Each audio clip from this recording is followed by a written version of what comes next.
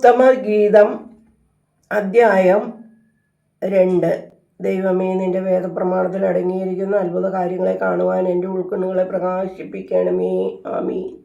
ഞാൻ ശാരോനിലെ പുഷ്പമാകുന്നു, സമതലങ്ങളിലെ ലില്ലി പുഷ്പവുമാകുന്നു. മുള്ളുകൾക്കിടയിൽ പനിനീർ പുഷ്പം പോലെയാകുന്നു. പുത്രിമാരുടെ മധ്യത്തിൽ എൻ്റെ പ്രിയയും വനവൃക്ഷങ്ങൾക്കിടയിൽ നാരകം പോലെയാണ് എൻ്റെ പ്രിയൻ. യുവാക്കന്മാരുടെ മധ്യത്തിൽ അവൻ്റെ തണലിലിരിപ്പാൻ ഞാൻ മോഹിച്ചു. ഞാൻ അവിടെ ഇരുന്നു, അതിൻ്റെ പഴം എൻ്റെ അണ്ണാക്കിൽ സുമധുരവുമായിരുന്നു. അവൻ എന്നെ വീഞ്ഞു വിരുന്നു ഭവനത്തിലേക്ക് പ്രവേശിപ്പിച്ചു. അവർ എനിക്ക് മേലായി സ്നേഹം പിടിച്ചിരുന്നു. അവർ എനിക്ക് സുഖഭോജനങ്ങൾ വിളമ്പി നാരങ്ങകൾ എൻ്റെ ചുറ്റും വച്ചു. എന്തെന്നാൽ ഞാൻ പ്രേമപരവശയായിരുന്നു. അവൻ്റെ ഇടത്തുകൈ എൻ്റെ തലയ്ക്കു കീഴേ വച്ചുകൊണ്ട് അവൻ്റെ വലത്തുകൈ കൊണ്ട് എന്നെ ആലിംഗനം ചെയ്യട്ടെ.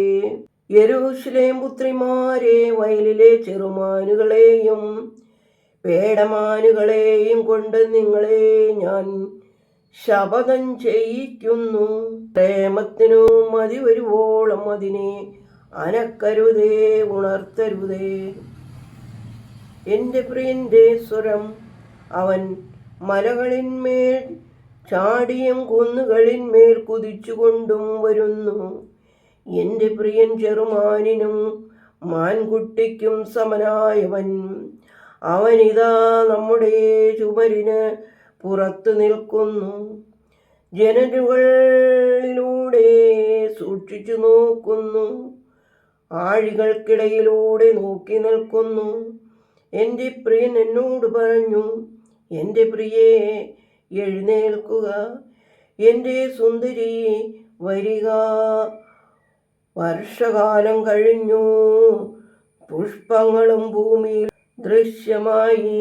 ചെടിത്തലകൾ മുറിക്കുന്ന കാലമായിരിക്കുന്നു. കുറുപ്രാവിൻ കൂജനം നമ്മുടെ പ്രദേശത്ത് കേൾക്കപ്പെട്ടു കഴിഞ്ഞു.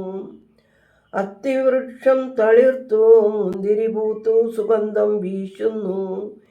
എൻ്റെ പ്രിയെ എഴുന്നേറ്റാലും എൻ്റെ സുന്ദരി വന്നാലും, പാറയുടെ പിളർപ്പിലും മറവിലും ഇരിക്കുന്നവ എൻ്റെ പ്രാവേ, നിന്റെ മുഖം എന്നെ ഒന്ന് കാണിച്ചാലും, നിന്റെ ശബ്ദം ഒന്ന് കേൾപ്പിച്ചാലും, നിന്റെ സ്വരം സുമധുരവും നിന്റെ രൂപം സുന്ദരവുമാകുന്നു.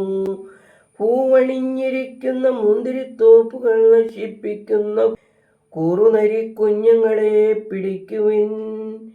എൻ്റെ പ്രിയൻ എനിക്കും ഞാൻ അവനുമുള്ളവൾ. അവൻ ശൂശാന ചെടികളുടെ മധ്യേ ആടുമേയ്ക്കുന്നു.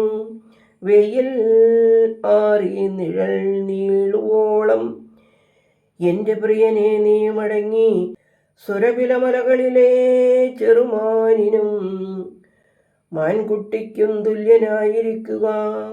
ദൈവമേ, സ്തുതി നിനക്ക് യോഗ്യമാകുന്നു. പാർക്കുമോർ.